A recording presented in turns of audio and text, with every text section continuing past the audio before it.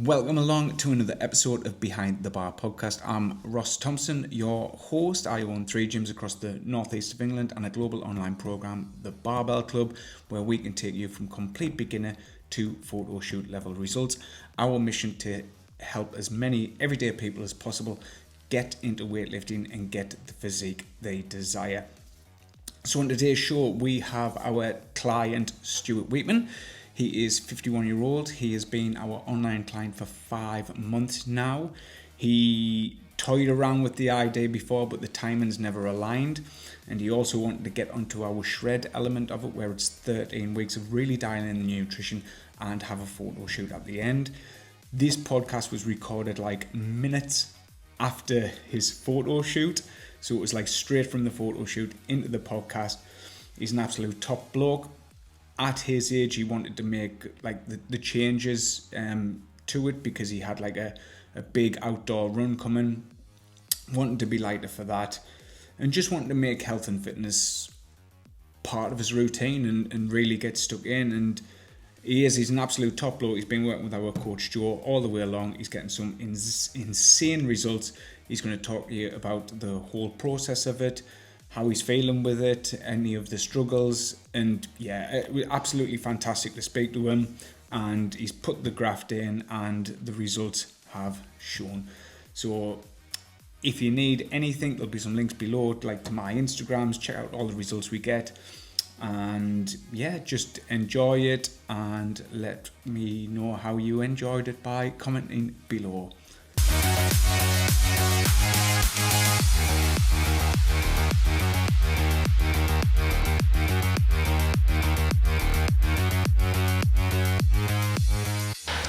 Right, so who is Stuart Wheatman?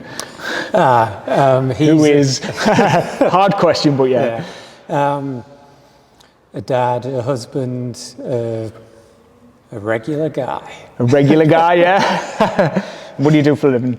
I'm a writer, so I'm a content design contractor. I have been until recently, so this is where I sound like I'm out of work. Okay, yeah. That's kind of my sort of day job, as it were.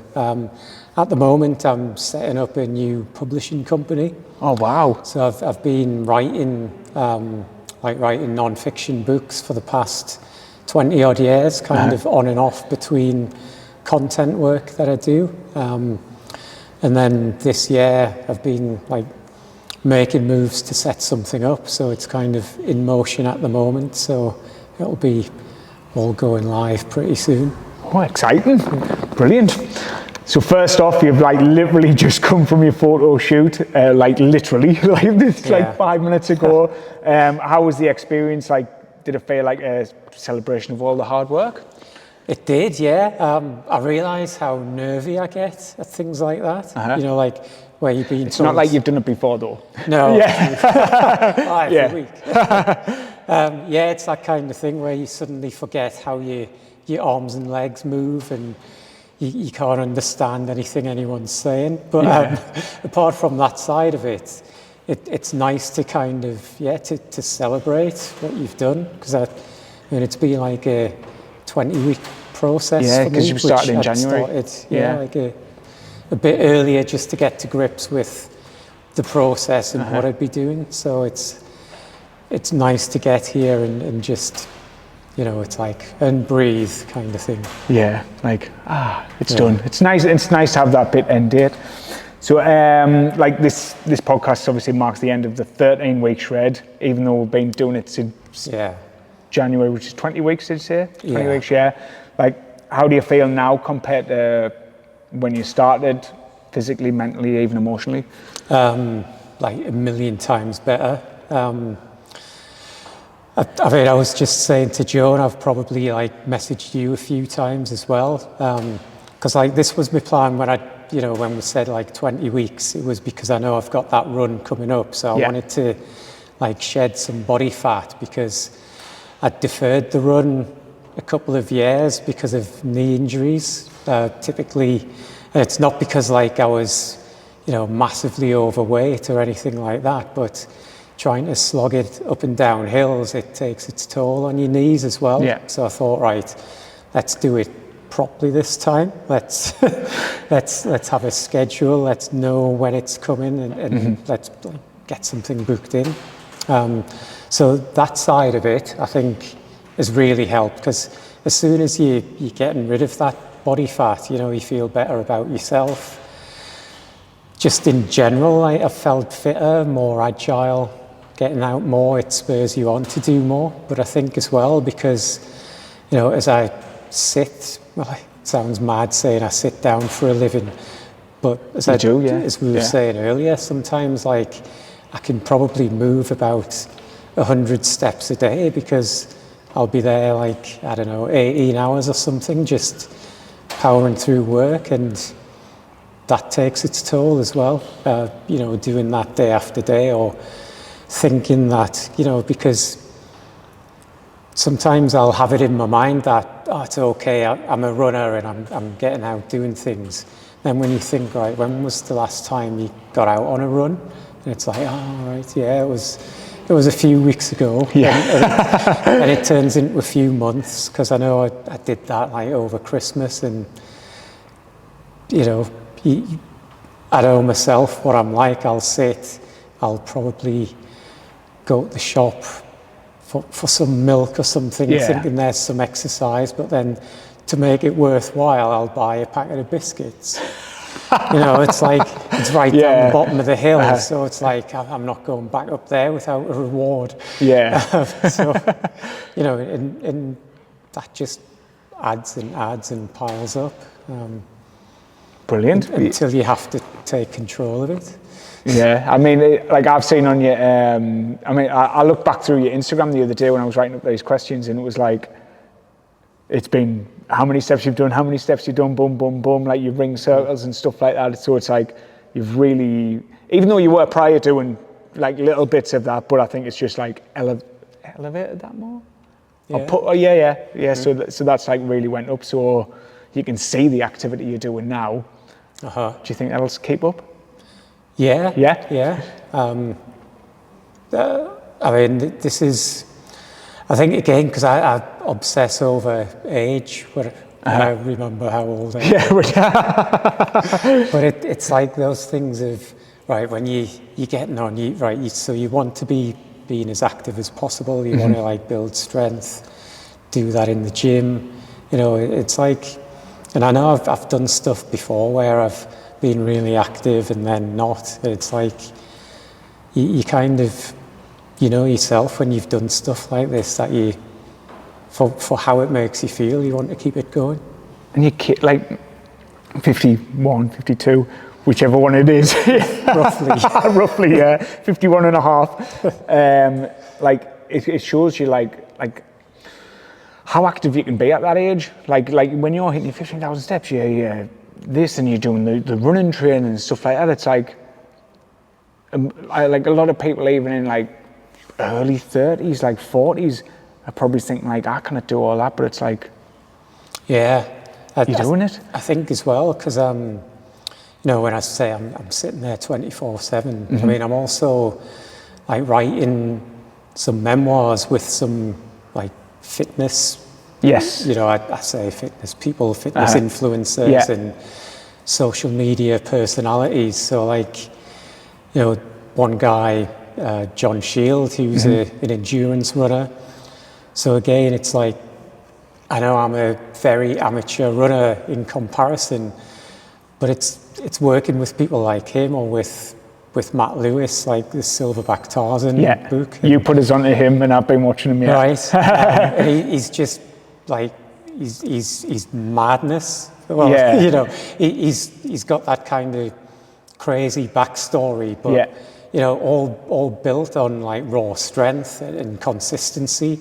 And it's if I'm writing about somebody like that and telling their story in their voice and from their point of view, then I need to be on my game as well. Yeah.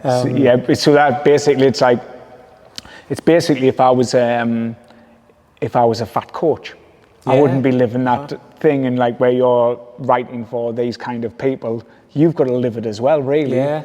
I think 'cause I've done that kind of thing before when I've been writing about people. You know, it's I like to immerse myself in something that they've done. So even, you know, like going out on trail runs and like organised runs as well. Just, you know, it puts you in that kind of similar mindset, I suppose. You know, like John Shields' book is called The Pain Cave, and that's a thing that runners take themselves to, and it's, hang on, I've got... go for it. Now. I'll have one as well, and I'll just check that everything's still going, because I've got nobody sitting behind the cameras. I'll just knock the sound up with that. No, he's probably got a dry mouth. He's been dehydrated yesterday, and now obviously photo shoot today, so we're rehydrating him now. Straight into a podcast though. Right, sorry. It's not it's good. It's not just gin. No, not yet. So things like the Pain Cave, where for me, I know this run that I'm doing on Saturday is like, it's up mountains. It's a sky run, so it'll be enjoyable, but it's going to be a hell of a slog as well. Yeah. And I think like just throwing myself into things like that, it's going to help the book as well. It'll help the writing. It'll help, you know, like get into that kind of Pain Cave mindset. Well, it's to experience what them are going through. Like I'm not a runner. I never will be a runner. But I totally get it, and like that, like what you're going to have from this weekend's run is like a huge like self-accomplishment as well. Yeah. Do you know what I mean? It is, and it's, I suppose I've never experienced it's called the runner's high, isn't it? Yeah. But I don't think I'll ever get it. So it's kind of, I think from the strength training that we've been doing, you know, because like starting to enjoy leg day again, which is bizarre. Oh, nice, yeah. I went to a gym years ago where leg day was on a Friday, and it was like, you know, Friday empty morning. Gym Friday. Pretty much, but like, you know, you could just not turn up or go, but like, you know, I think I know I've been enjoying like leg day again when you see that you can lift more, and for me it's like, right, I know I'll be able to get up. Like hills a bit easier. It does transfer over, Good. Fingers crossed. and sometimes when, like the way we program it, sometimes you'll have double leg week, won't you? Yeah. Yeah. Do you like them ones? I mean, sometimes, you know, because I was always, at first, I think I was like trying to increase my weight too much. Yes, You know, like everything I lifted, right, we'll have to go heavier this time, heavier, to the point where, I don't know, I just felt like I would burn out, and like I needed a spotter even just to do a calf raise or something. Right, yeah. So it's like just wind it back in a bit, and like you can lower the weight, do more reps, that kind of thing, but like feel around and you know, be not comfortable, but because you still want to be out your comfort zone, but you know, like just check yourself before you wreck yourself. Yeah, I think it's a tough one, leg day, because once you get to a point where you said you kept adding weight, like I love leg day in anyway, but still when, say, a day of where I've increased my weight over time, and then it comes to that day and I look at the weights and I say, that's going to be a tough one, and not want to do it. Do you know what I mean? So where you said there, taper it back a bit, just do lighter, more reps. You can do it. And glad you understand that part, because some people will just keep lift. Yeah, it's I think because again the leg curls where you sat in when it's doing your hammies, and I'd never used that machine before, right? Because our gym had just got that in as we started, so I was like, all right, that's what that's for. And when you're like strapped in, it's like being on a fun fair ride. Like, I was just in the top corner there. It's like you're stuck in, so it's like get them done and get out. But mine going to cramp on that one. And like the thing across your thighs as well. Like, but it's almost like a medieval torture machine as well. It's but I've quite enjoy it now. So it's one of them ones, if I miss it for a week, my legs go into cramp, so I've got to constantly do that one. I don't know what it is about it, and I can't ever go heavy on it. Like some people can go quite heavy, but I mean, I'm like like I was paired up. I went in one of the girls' groups the other day, and they were all beating us on it. But I'm not bothered by it. It's just that's what it is. I can't go that high on it because it fucking hurts. That's another thing. I think it's not that I'd ever ego lift, but you kind of you find yourself getting into that when you look at like your previous weeks. Yes, you think, right, I've got to beat that, or I've got, but it spurs you on. But at the same time, it's like, don't go crazy if you're not feeling it. Yeah, that's good. I like that. So what made you want to commit to the shred and go all in on this transformation at 51? See, I had your date. Yeah, age right there. I'll make a note. I think, just noticing a few signs. Like, I mean, apart from, like the sitting down and all that, I think, like clothes were getting a bit tighter. And, not to say that it's like a huge depression, but it does affect you when you kind of, I know I'll spiral a bit, thinking like, right, I know I need to do something about it. I've done something about it in the past, but I need to now. And it's kind of finding people to turn to as well, because we've had chats in the past about like joining up. Things just didn't line up at the time. It's all ongoing housework. I think it was back in August last year. Is that right? Yeah. Am I right? Yeah, August, and then you got back in touch in December. Yeah. It would have. Yeah, because we started January. Me about dates. Yeah, sure. Okay, yeah. I think it's that. Yeah. Yeah. So I knew, I'd circle back at some time, and the time was right, because it's, I would have just deferred the run again another year. Thought, get to the point of, fuck it, it's not worth it. I might as well just carry on putting on weight. But you're not like an obese person. Do you know? You're not like really big or anything like that. I mean, you have dropped obviously 14 kilos, which is huge, but you're not like massive. Do you know what I mean? But still, I think certainly in the last, and it'll be like about 4 months or something, because I know like over Christmas I wasn't that active, and I thought that I was, but probably in about 3 months or something I'd put on a stone, because I was used to being sort of 12-ish, like walking around weight, and I know I can kind of lose a bit when I want, but like I'd gotten up to, when I weighed in for this, like I was at 13. Right. I was like, shit. But again, you can kind of kid yourself that you're one weight when you're not. Yeah. I mean, you don't see it creep, like you don't see it coming sometimes. Yeah. Do you? I know I certainly don't. And then before you know it, you're in the danger zone. Well, as long as you don't do it after this. I know you watched the video the other day, the after shred thing, because I know when people watch the videos, it gives us notifications. That's it. I know, I'm very conscious of that. So that's what you've got to do, obviously, for me. I know Joel obviously go through a plan with you. Obviously, I've wrote in that little group so many times, like, don't go back over, remember why you started, Because we see so many time and time again, like people say, do a shred or whatever else, and then just see you later. Yeah, like, that's it. And just go back to eating loads and like for an event, and then it's like you've done the thing, and then right, I can go back to eating shit now. Do you think, like, within this last, especially the 13 weeks where you've dialed it in, do you think these habits will cross over? And if I ask you in a year's time, they'll have stuck.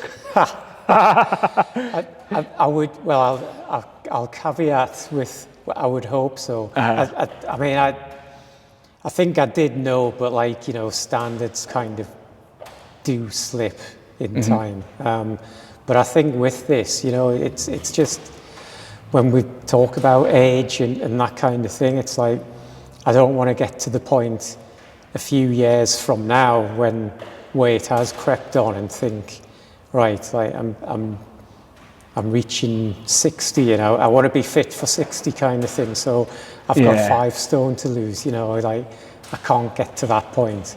I just want to maintain and you know, like live a healthy life, because it's great living healthily. Like, why didn't I discover this 30 years ago? You know? Definitely. I'm the same. Like I want to be. I mean, I want to be the fittest granddad. Do you know what I mean? Like, I want to be fitter than my sons when I'm a granddad. So it's like, I mean, they're never going to beat us even now, to be fair. Been following the barbell program for 5 months online, which obviously you've seen everybody who works in-house with us. Like, how has that structure, strength focused training, like shaped your results? Like, being online, say, compared to if you've ever had a personal trainer or anything like that? I've worked with a personal trainer before. I suppose, like using the app, I wasn't too sure to begin with about like what kind of support I would get. Because like I've got the gym that I go to, and I know we've had the Saturday sessions like here, because typically I came to one, then all my Saturdays were just manic after that. But I always kind of thrive in that sort of community setting as well. And like, you know, you come in, it's nice that everyone's friendly and says hello and that kind of thing. And, you know, like to be the one person, well, I think there was like, were there a couple of us doing it online, or was it? Just you and Meg. Right. Yeah, Meg's got a photo shoot on Saturday, Right. So it's like, you know, you could be a bit, well, I mean, I was a bit nervous turning up, you know, it's like... New kid? The outsider kind of thing, but everything was great, you know, it's like, just like as any regular gym should be, of just being welcoming, so it was great for that. But I think like following your socials anyway, and you know, you and Sarah always like good crack on there, and it's thank you. So you're doing all right. Cheers. But I think, just seeing that and seeing that it would be a decent place to come to. So it's all like those niceties of community. Even being online as well. Nice. I think like, you know, especially like with Joe, I've fired him loads of questions, or like, if things are going a bit wrong, where I'll be like in panic mode. Oh, like, Joe, what do I do here? Like, just relax. You know, and like when he does his weekly updates as well. Good. So it's been sound. Good. I always feel if you're paying for an online coach, you've got to ask questions, and I hope that's what you've done with Joe. It is like ask, because that's what we want. We do, like, and we thrive off it because it makes us even think harder about. Obviously, like being able to coach you, and it does, like, even for most of it, we've coached people in-house for a long time, we've been online for a few years now, but it's still like, how can we I think those bridge the gap really between the two. Doing the weekly form is great because, you know, although I can ask him a question at any point, it's like, you know, it's almost like preparing for the week ahead. So if there's anything to ask,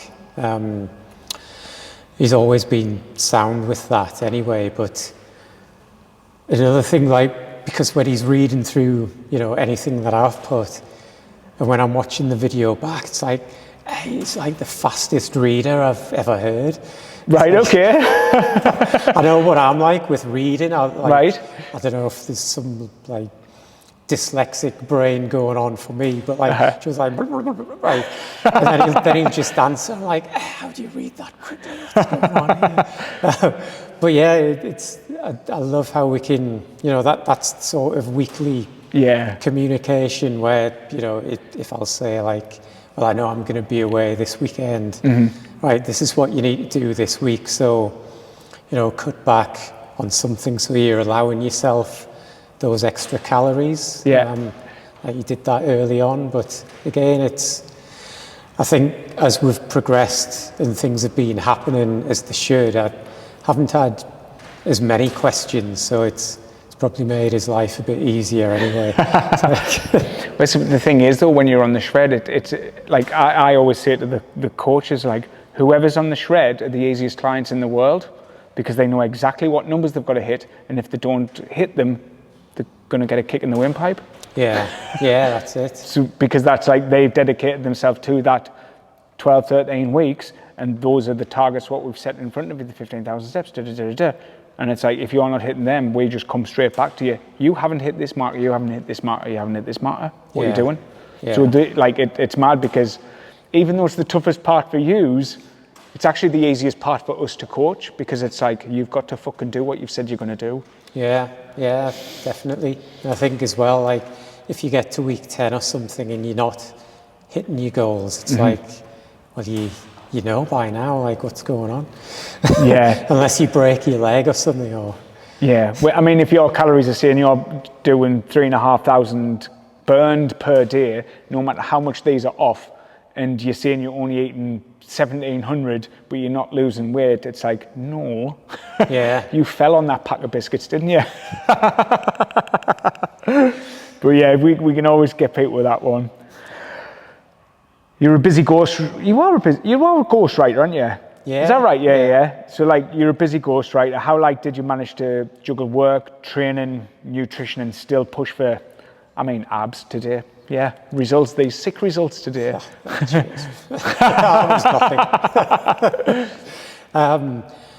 It has been a struggle at times, but I think as well it makes me, it has made me more conscious of my time.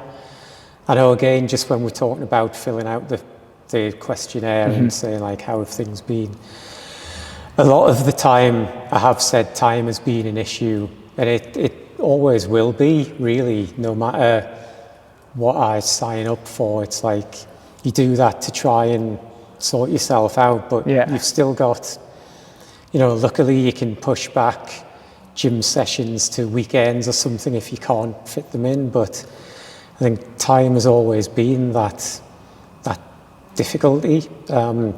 So it's like, it's planning stuff properly. So always, but again, when it's been pissing down, it's been difficult, but get the majority of your steps in the morning. But it helps you wake up, it sets your rhythm for the day. It's nice to not have headphones on and just hear like nature waking up and all that kind of thing. It sounds ideal, but when it's pissing down as well, it's not. But it builds your focus and resilience as well, I think. So definitely trying to do that. And then, there'll be weeks where I'll do that on a morning. I can go to the gym sort of lunchtime, get some steps in the afternoon. And then other weeks where that just can't happen. And, it's sometimes it's a bit more chaotic. But I have been doing gym sessions later at night. Right, okay. Again, when nobody's in the gym, and it's, like say 8 or 9 o'clock. And it's been nice to do that as well.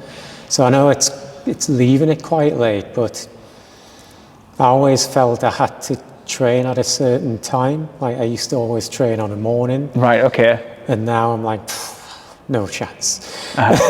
Let's have the afternoon. And then now I'm like open to training on a night. So it's just trying stuff and seeing what works for you. It might work one week and it might be a disaster the next. I think that's the beauty of this as well. It's just being able to try stuff out. Are you a morning person? I'm usually up dead early, but sometimes, as I say, like if the weather's not great, I'll have just sat for like 2 hours and I'll think, could have been out, Now I've got 15,000 steps to do at some point when it's still raining. So just get out and do it. Because I'm like a morning person, but I don't think I could ever change my training to the night.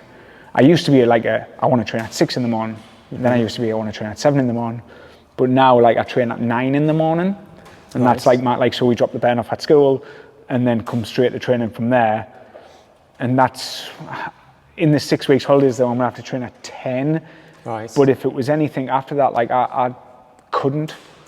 I don't think I could, because generally I'll have a nana nap 2 till 3. Right, so that's all coming out. Yeah, in there as well. But like then after that, it's like that evening time for me is like total downtime, and it's hard to do anything.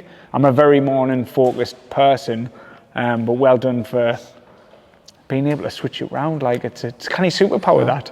I suppose for you, if you got like all your kind of work admin and stuff, but family time for us, because it's just me and the missus at home. So it's like, that's been a great thing as well, is her understanding of my shout out my commitment to this. So she's kicked me out the house a good few times. Brilliant. Or like there'll be some times where I'll be like, mindset wise, sometimes I'll get ready for the gym and I'll be like stalling, and she knows the signs, and she's like, just get out and do it. Like get out on a run. Yes. Like on a weekend, if I'm a bit like, I don't know, agitated or something, just get out. Yeah. She usually knocks a wall down in the house or something, so she gets something out of it. But like having that kind of support, so realizing that it's not just the coaches, but like, that kind of thing at home really helps. So yeah. It's not that I'm like wasting time that we would have had together by going to the gym, because she's like, right, you need to go, so you haven't done your session today, and you'll go stir crazy if you don't do it, and you'll beat yourself up tomorrow because you could have done it. So just go and do it. And does she like the physique? How about the hairless? how was that for her? I'm still coming to terms with it, so it's worse for her. So, at first, like I'll be sat doing, I'll be typing or yeah. Like, whose arm's that? Like I've never seen a hairless arm since I was 10. But like, chest hair and all that kind of thing. It's just, I have said, I'm gonna keep it like that. Right. But okay. I don't know. Yeah. It's like grows back the next day. Yeah, you never know if it comes back, and it's like I actually do shave mine, and it has to be a weekly thing. Like it grows back that fast. Like I am quite hairy from here down. I don't think ever in the 11 years I've been with Sarah, she's actually ever seen us not. Right. So it's just, but I might grow it in one day just to see. What's the guy who you're writing with, or the social media guy? Silverback Tarzan. Yeah, I might just get haired up and like join him somewhere. Covered in mud and training the garden. Yeah, I really like his stuff. Like I'm glad you put us onto him. It's he's quite a free spirited. Like he's not just about health and fitness. It's about happiness as well. Yeah, and he's nice. Like that whole back to basics in nature kind of thing. I'm trying to embrace that more myself. As we're getting more work done to the house and stuff, I want to get like a frame outside for doing pull-ups and that kind of thing, and just try and be a bit more like that. I think it's like I've trained in the garden a few times, because we've got so many. Living in the country where everyone has to have like a pile of wood, for whether it's like for burning or what have you. So it's like picking chunks of that up, or like getting the axe out and chopping firewood. It's like finding new ways of training as well. Yeah. Like we had all this concrete broken up that used to be like an old stable. So, there's these huge chunks of concrete that we had to move from one place to another. It's like, instead of using machinery, it's like, right, this is a workout for like a few weeks of just moving that from there to there. It's like, I'll do that instead. That is a natural state workout, and that's how we used to stay fit, strong, healthy in the past. Yeah. So it's like, whenever I've got like a grafting, I've got the graft, I sort of see it as like, oh, this is movement, because I hate cutting my grass, right? Yeah. But when I do it, it's like, oh, I'm going to get like 4,000 steps in here, moving backwards and forwards with the lawnmower. Yeah, that's it. Like everything we've started doing around the house, you know, like there was this massive, like heavy chunk of wood we had to move. There was this mad fireplace in the house. It's like we're all poised because I had to get people in to help. It's like the in-laws are there and like I've got a mate round and we're like, right, we're ready. It's like, hang on, I just need to log this as a workout. Hey, but it is. It is. And like the guy there, like he is trying to like promote that. And when you said there, pull-up bar, if you had like one, tell you what it's like. You know, like that thing there where it's the pull-up bar and a dip station. If you had that, that's your full upper body workout. As long as you can do a pull-up. Yeah. that is the thing as well. If you could go back and give yourself one piece of advice to a 40-year-old you, what would it be? Oh, geez. One. Just one. One. I mean, it's kind of a coverall, but look after yourself, I suppose. In my more crazier days, let's say, when you just didn't see it tomorrow. You know, like enjoying a few too many nights out and that kind of thing and not thinking about any consequence. Things like that do impact you. You know, not just like your fitness levels or, you know, it's all about like your body fat, your mindset, all of that kind of thing. I think like, just I could go back and probably not do as many. Give yourself a slap. Yeah. A good shake. Yeah. But you learn from stuff like that anyway, so. Well, you wouldn't be the person who you are today without having those experiences then. Yeah. I think that's it's always a tough one because of the butterfly effect, really, isn't it? Like, you never know. You like aren't. Yeah, it's a strange one, isn't it? Because I've never been like a moderation kind of person. Right, with anything, so like, I don't see the point. But I suppose that's a good thing in training as well. It's like, you know, it helps you push yourself. Yeah. Rather than just kind of, I don't know, like being happy in your comfort zone. Like you want to take yourself out of that when you're slogging it up a mountain or something, or like even just trying to like go for a PB or something in the gym. Like you know, you need to go hard and go. What's the phrase? Go hard and go home. Yeah, I hear that. Like. Just push yourself. Go hard, then just saunter home. Yeah, sound right. So I've never ever done these ones before, but I just thought I'd give it a whirl and see how it goes. Nice. Don't worry, Sarah, I'll be home soon. I had like a rapid fire one. Oh, shit. Like, nice. because rapid fire questions. I probably should have done these at the start. Oh well, we'll go for it. So rapid fire questions. Are you ready? Yes. Favorite cheat meal? Pizza. Go-to gym playlist or artist? Beastie Boys. Yeah. Well, I knew that was coming from before. Morning workouts or evening sessions? Definitely evening, yeah. Deadlift or squat?